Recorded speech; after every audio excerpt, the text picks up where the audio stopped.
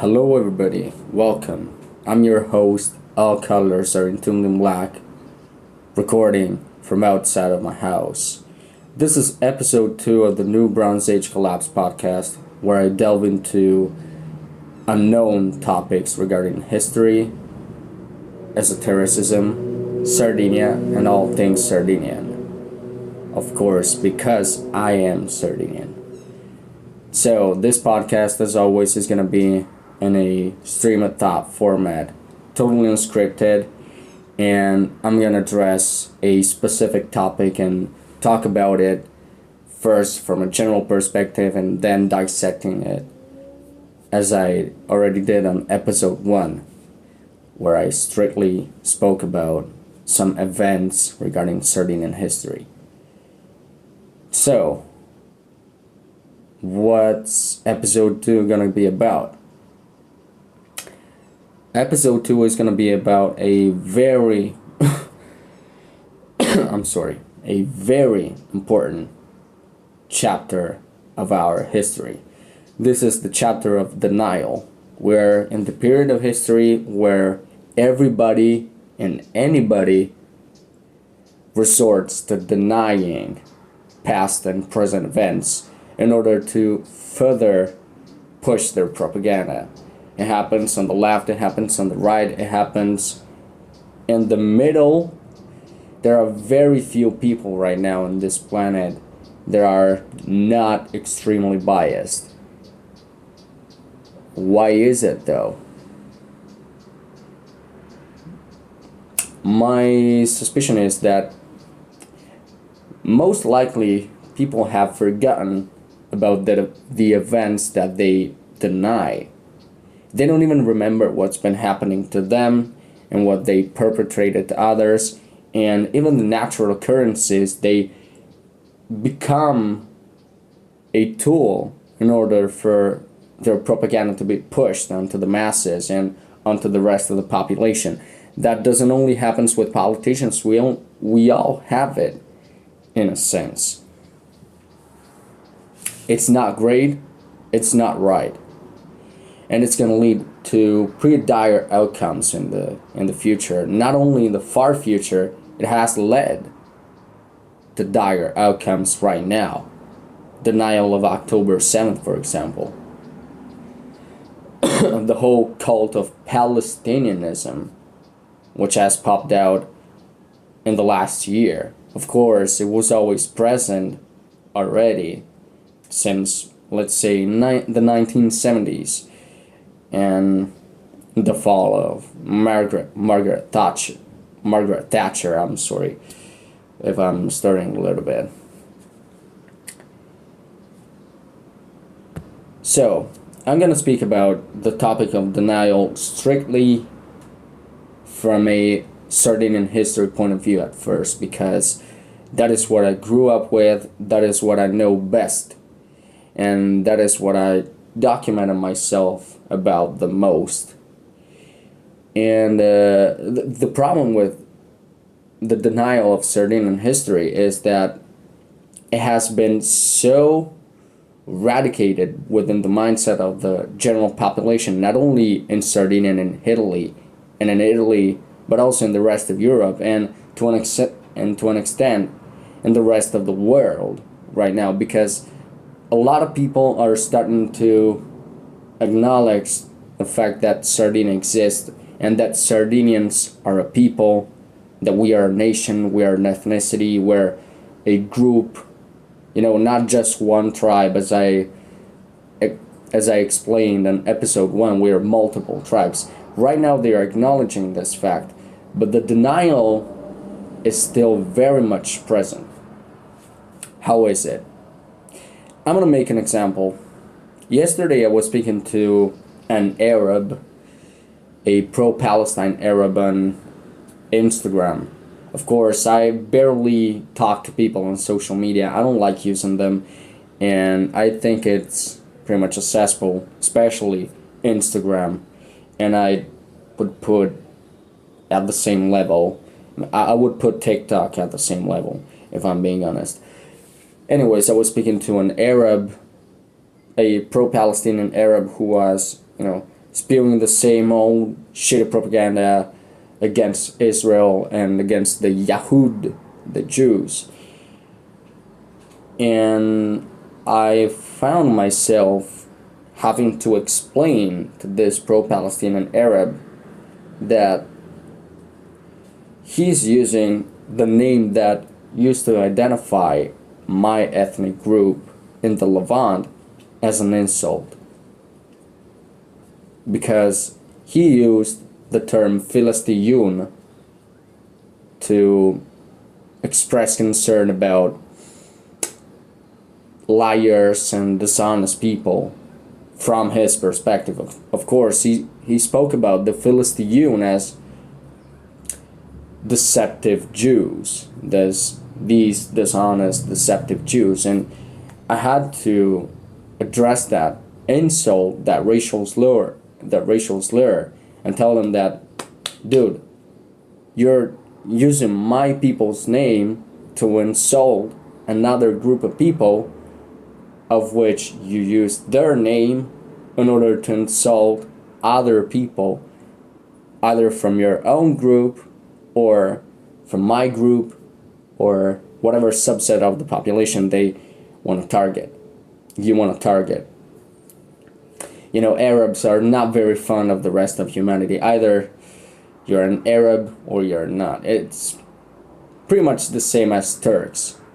You're not going to find the same thing all around, for example, North Africa, because there are Berbers, there are Copts, there are very different groups that I've seen a lot of people. But Arabs, not so much. They only started going around the known world in the early Middle Ages, so their history of getting to know other people is pretty young. And the thing becomes worse when they are also Muslim, because Muslims, they have it written in their Quran to detest other people, despite people, and that reflects into what I'm speaking about. It reflects into the whole denial thing that I'm talking about. So from the point of, I use the explanation of the word Philistine and Philistine as a way to explain to him that, yeah, you didn't only attack Jews, you didn't only attack Assyrians and Armenians, you also attacked us, and you did so for 11 centuries. And now, not only don't you have the right to protest about a fake genocide, a fake claim, because you know full well that it is fake, you gotta pay the price. You gotta kiss the ground where Jews, Assyrians, Basques, Corsicans, Sardinians, Armenians, Kurds, Yazidi Kurds, of course, not Muslim Kurds, even though they have been genocided, but they have been genocided by the communists. Saddam Hussein, very few people remember that he was a communist, he was a Stalinist. Anyhow, he gotta kiss the ground where all those people have walked on. He gotta pay the price. Muslims, they have to pay the price. But of course it won't happen, because the denial of what they did is very much present. And they have this culture of denial since the 7th century. Maybe even prior. Maybe even since the Hijra, when they destroyed the kingdom of Saba and they slaughtered Sabaeans and Nabateans and, of course, other fellow Arabs. Sabaeans and Nabateans were Semitic ethnic groups. They were Afro-Asiatic ethnic groups. Of course, they spoke two Afro-Asiatic languages, which were very close to Arab, but they were not the same. And so the seeds and the seeds of genocide were already within the Quranic religion. And in order to push and in order to let this seed of genocide grow, you gotta have a high amount of denial. Now, let's go to another part of Sardinian history. 70 years of war, 1326, 1420. Usually they talk about 1354 until 1420, but the actual duration of the persecutions by the Catalans has been of more than 120 years, from 1323 until 1490, with the destruction of the town of Ololai, where most of the inhabitants have been killed by the Aragonese. We know that they have been killed by the Catalans, by the Aragonese, because there are documents that attest it. You know, the Spanish and the Catalans and the Aragonese and even the Portuguese, when they colonized Brazil, they had this weird habit of documenting the kills. Each and every kill was written because they had to count the economic toll. They had to count how many lives have been taken away from paying taxes after the conquest. And of course, when it comes to Sardinia, the colonization happened way more slowly, and it was way more difficult compared to other places. And the extermination of the Sardinian people has been, of course, way more difficult compared to most to a good portion of the genocides that happened on Earth. Maybe those the persecutions that rival the duration of the Sardinian persecution and the Sardinian genocide in terms of time span. We're speaking of systematic massacres directed to the population and arbitrarily organized and engineered in order to slaughter a good portion of the population. We're not speaking of spree massacres. I don't count the wildfire of Ololai and the massacre of Ololai because it happened in 1490 and it was way too later on the Catalan domination, and it actually was at the birth of the Spanish domination prior 2 years before 1492 and the unification of the kingdoms of Spain. So I'm not gonna count that because I see it as a spree massacre. When I'm speaking, I count the systematic persecutions.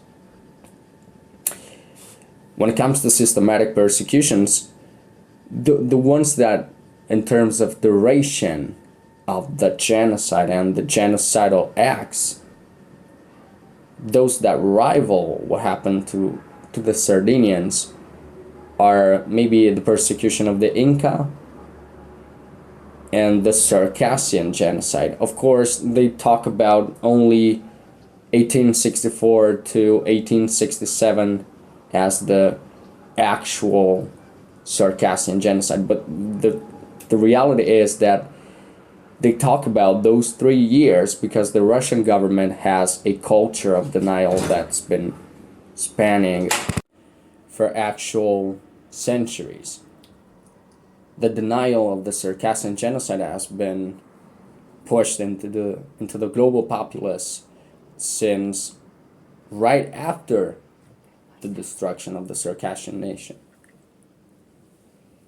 which happened in 1867. But the actual genocide lasted like 20 to 35 years because it started in around the 1820s.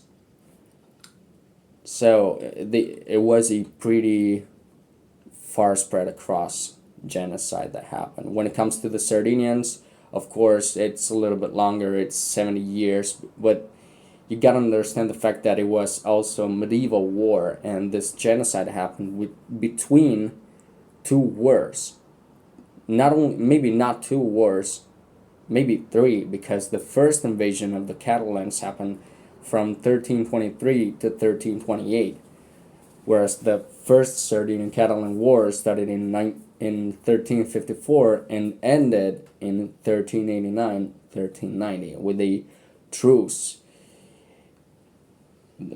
of course broken by the Catalans because they wanted to destroy the entire Sardinian population and conquer Sardinia as a way to open up the Ruta de las Islas, the route of the islands from the Balearics into Sardinia, and then going as far east as the former Byzantine Empire, and then what would have become the Ottoman Empire. And during that time span, the Arborea Judicate, the only surviving kingdom, indigenous kingdom in Sardinia, has managed to conquer back the island twice.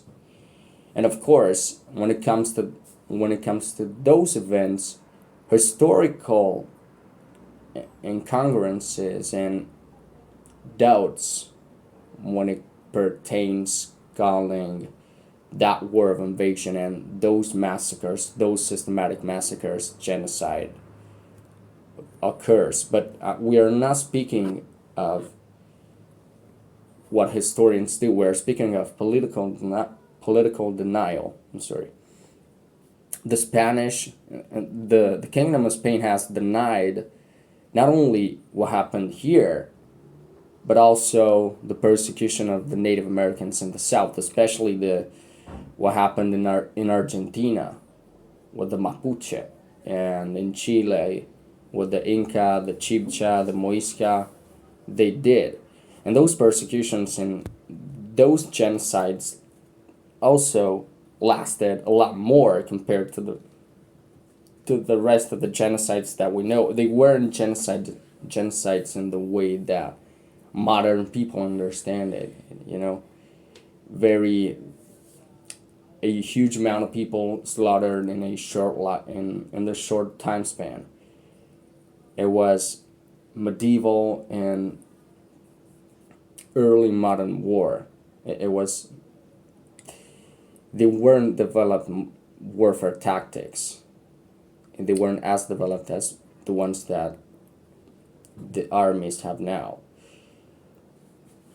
So they see themselves as strong, and they use this type of justifications in order to deny what's been happening here or in South America. They don't call those events genocides. If we had to look at the definition of genocide, the one that the UN, the United Nations, which I don't consider because they are pretty much a theosophy. But anyways, I digress. If we got to look at the definition that the United Nations have, which pretty much is the definition given by Raphael Lemkin, those were genocides. Now, we're gonna speak about the general. We analyzed what's been happening here in during the Arab persecutions when they raided the island and they, killed, pillaged, enslaved, raped. They engaged in forced conversions, and it's been like that for 11 centuries. Let's be honest.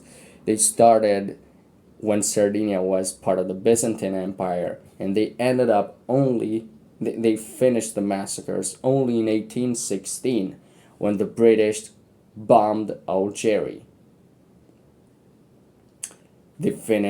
they stopped systematically persecuting the Sardinian population. It's not that they didn't stop raiding Sardinia, but those were spree raids. And they weren't like systematic raids in order to destroy the towns and take whatever they find, whatever they may have found, and steal the riches and yada yada yada. We're not speaking about that. So we spoke about the general. We talked about the general. We talked about the specific situation here in Sardinia, and now we're gonna move to the general. Let's make an example. Medjugorje, Armenian genocide. We have like a clear time span because we're not talking about the Hamidian massacres. 200,000 deaths. Maybe they have like a cause for genocide there too. But those happened in the 1860s. We're speaking of the Medjugorje proper. Medjugorje started in 1915, ended up in 1919 alongside the Safo, and they have like a short time window where the Medjugorje and the Safo, the genocides of the Armenians and the Assyrians, which happened during the same time period, and the Megali Catastrophe, the Greek genocide, overlap. The Megali Catastrophe started in 1917 and ended up only in 1923, so way after the Medjugorje. Now, most people right now know of the Medjugorje. They still call it a forgotten genocide, a forgotten Holocaust, but there are political reasons to that.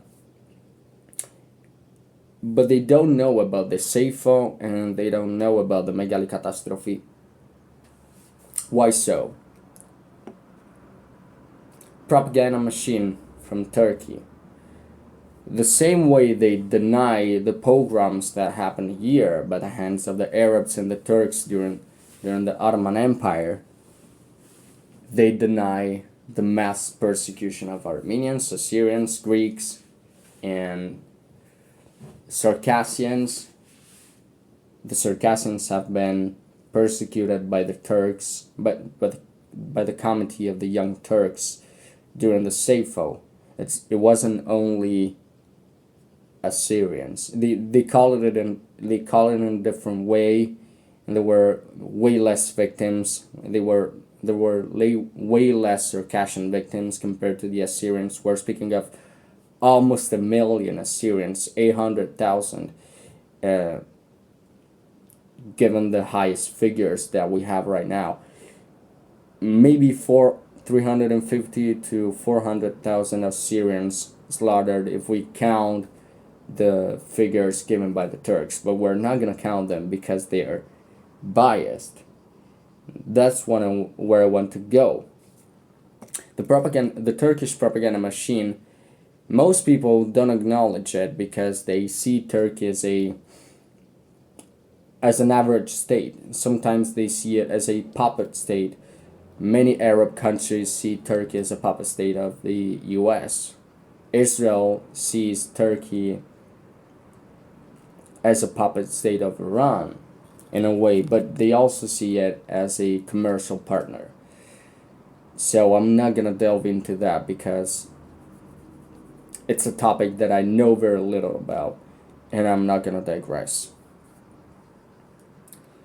But the point is, the Turkish propaganda machine is very strong, even stronger compared to the one that Russia holds.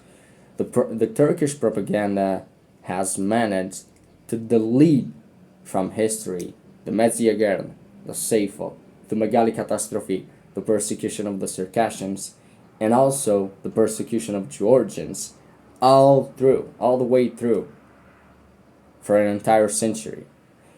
We're in 2024, so it's more than 100 years since the Medziagan happened. It's 109, 110 years. If we count the Hamidian massacres that the majority of the global population doesn't know of, we're speaking of 2 centuries almost. And how come do only 30 states in the world recognize the Medziagan when it should have been the entire human population, when it should have been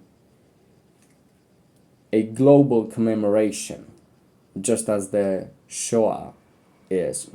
I mean, if we're gonna speak about that, many countries don't recognize the Shoah, and an argument has to be made also for the Farhud, which was actually a genocide. They recognize the massacre of Srebrenica in Bosnia as a genocide, but they don't recognize the Farhud, which pretty much made the same amount of victims, and it was as systematic, if not more so, compared to the massacre of Srebrenica. Why so? They hate Jews, but I digress. The propaganda machine of the Turkish country has made it so that if you recognize the Medziagan, you're basically deleted, you're basically erased from any sort of relations with Turkey.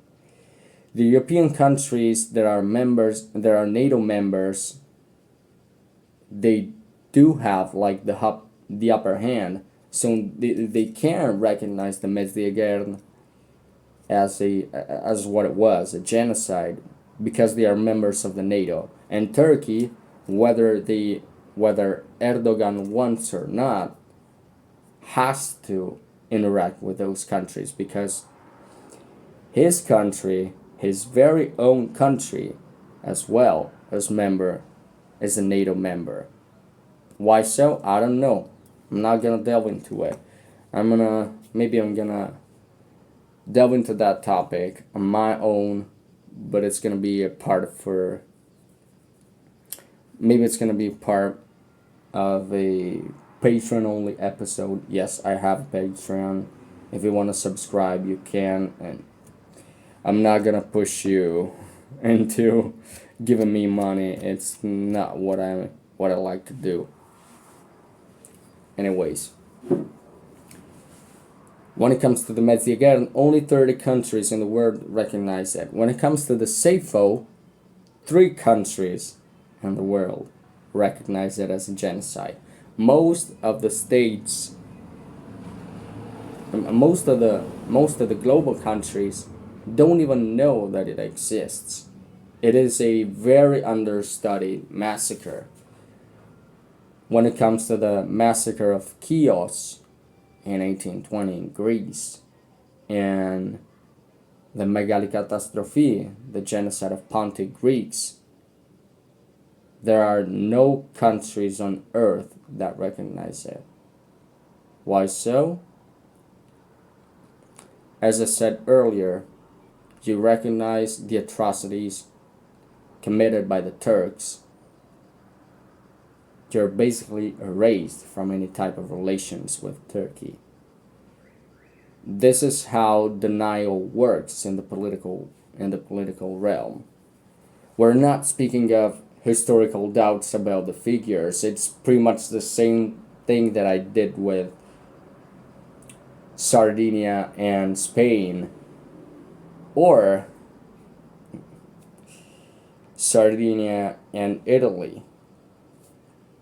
I'm gonna open a little branch, a little bracket, a little parenthesis, and I'm gonna speak about what Italy, maybe the Sardinian kingdom, the kingdom of Sardinia, controlled by the Savoy dynasty, and then Italy during the time period of between the unification and the early 1900s have done to the Sardinians as a people. we don't know. The point is, the denial has been so entrenched within the Italian mindset that we don't know what happened. The Savoia were very well, we are well aware of the fact that they, whenever they massacred the population, they destroyed whatever of their presence, whatever was like testifying for their presence, whatever was a testimony of their presence, a witness.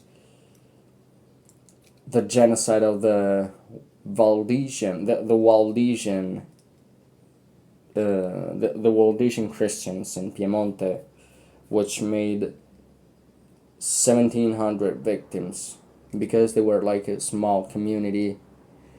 It also happened in Calabria by the hand of the Bourbons, but those were different dynasties. We're speaking of the genocide of the Pasqua Savoyarde, the Savoyard Easter, which made 1,700 victims, 1,742 victims to be exact, and they were all Waldensians, and they were systematically targeted. And the reason was forced conversion to Catholicism. When it comes to that also is a very understudied genocide, because the Savoia have completely erased any of the data that could have been gathered. We only have like a few testimonies from the past, a few documents that recall the events, mostly from outside sources, and some artifacts and tales from the general population told orally, as fairy tales, the same way fairy tales are being told. And when it comes to what the Savoia did in Sardinia, it's pretty much that. We know that there were like arbitrary persecutions. We have something that does testify still now that those arbitrary persecutions happened. We have a police body that has been demilitarized. It was part of the military, and right now it has no power, but it used to be a police body, a literal colonial police force. They are called barracelli, and they were involved. They started being used by the Spanish to control the population and to counter any anti-feudal protests that were happening, and any anti-feudal manifestation or demonstration or whatever. And the Savoia basically inherited the same structure. So that police body has been inherited by the Savoia, who used that in the same way the Spanish kingdom did. And we know that massacres of Sardinians happened. One is called Zadia de Sataku, and which means the day of the attack, and it happened in February of 1800. And basically the Savoia entered, not actually the king, the Savoyard military entered the small town of Tiesi and killed 17 civilians out of the blue. They say that they were manifesting, but from the telltales of the elderly who have maintained the memory, we know that the Savoia entered the town of Tiesi in order to kill the entire population and burn it. they only managed to kill 17 people before they were kicked out.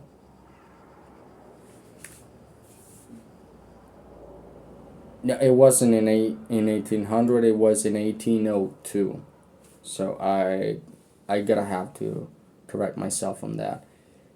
And that is an example. The propaganda machine of the Italian country, we know how strong it is. Also, the fact that the Italians themselves have went through several atrocities since the early Middle Ages, massacres, genocides, invasions, and whatnot. It also it all plays a huge part into the whole propaganda of the Italian government. And a way to go to address this topic from an outsider perspective is by seeing that Italians are not a unified group. They are not a nation. They are not a people. We're different peoples united by an artificial language.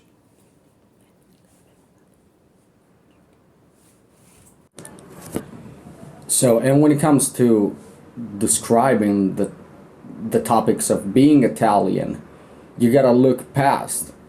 You gotta look prior to 1861. Of course, the development of the Italian language started in the 13th century with the Vulgaria Eloquentia by Dante Alighieri. But the Italian language that we speak now is all thanks to Alessandro Manzoni in the 1700s and the Great Plague of Milan and northern Italy in the 1600s. The plague that inspired Manzoni himself to write down his novel, I Promessi Sposi.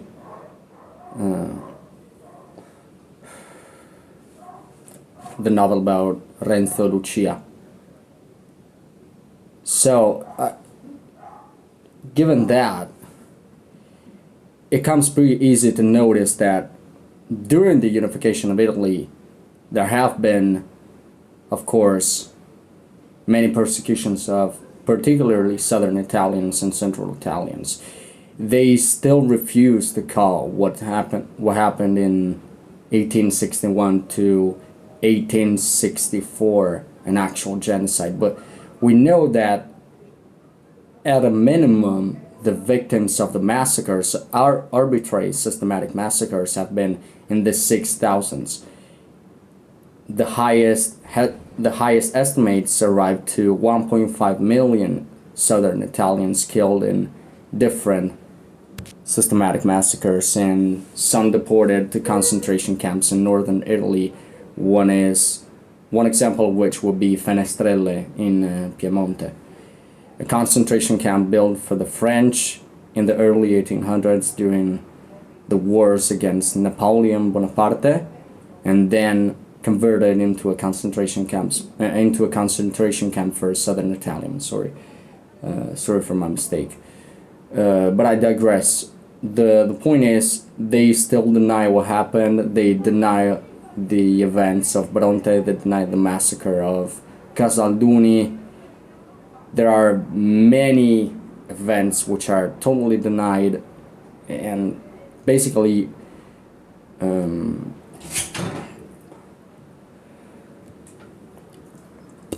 completely erased from history by the Italian government.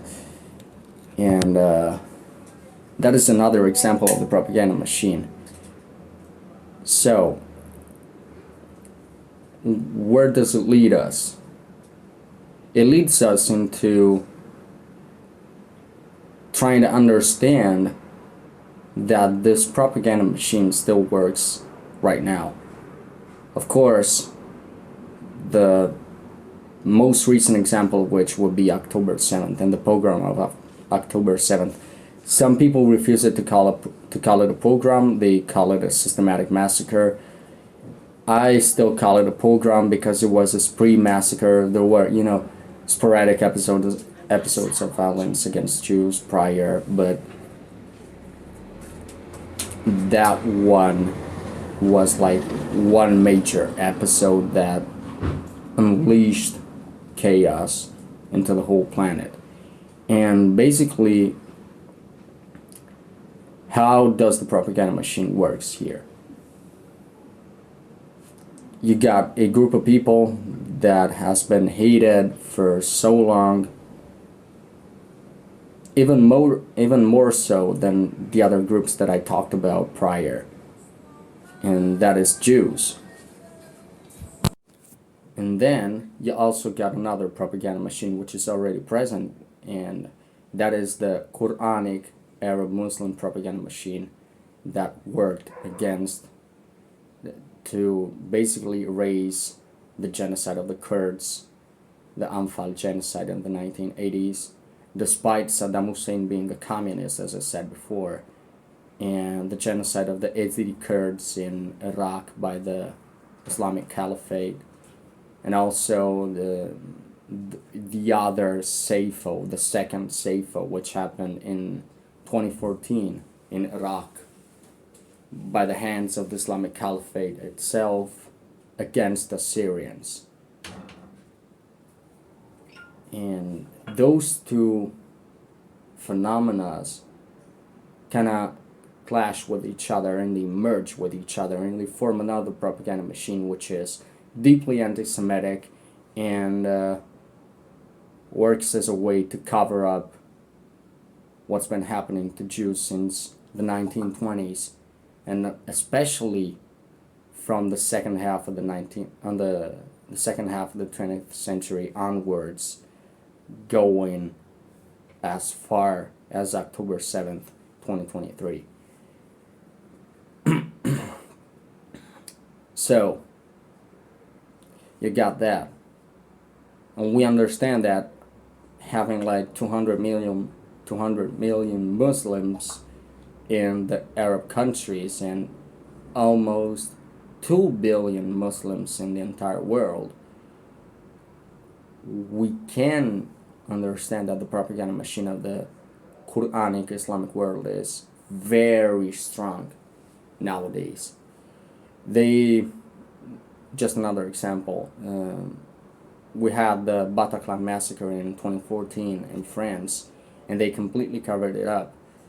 So now you have like, for example, at the UN celebration against for the victims of terrorism, they don't commemorate the victims of October 7th, nor do they commemorate the victims of the Bataclan massacre in 2014, which, when it comes to the former, there were 1,200 victims, including 400 civilians at a festival, the Nova Festival. And when it comes to the latter, it's been like 140 victims, and they completely forgot about them. Why is it? It's because the Islamic Quranic propaganda is very much prevalent even in the West right now.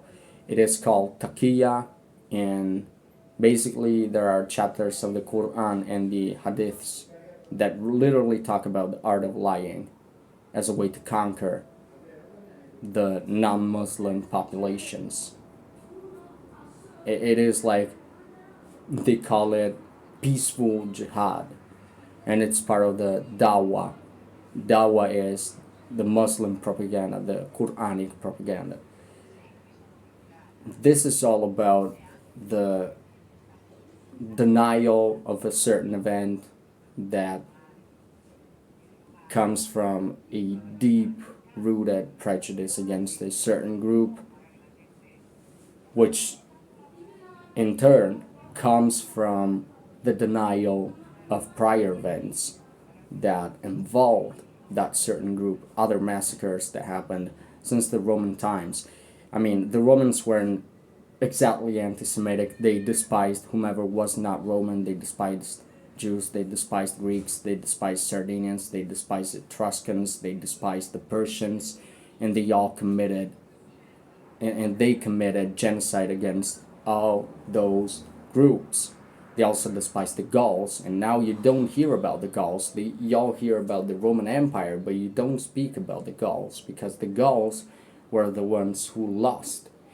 And when it comes to denial, that is a process that comes right after losing a certain war.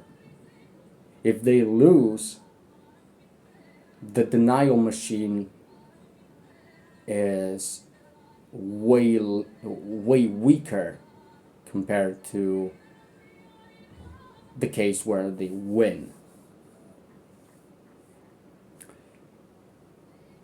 Anyhow, with that being said, I think I'm gonna wrap this up. We're gonna we're gonna have a part 2 of this episode, in which we're gonna delve more deeply into other examples of denial, maybe conspiracy theories that come from the point of view of, denial of certain events, certain tragic events, and that's it. I think I'm gonna wish you a good night, and we'll catch up in the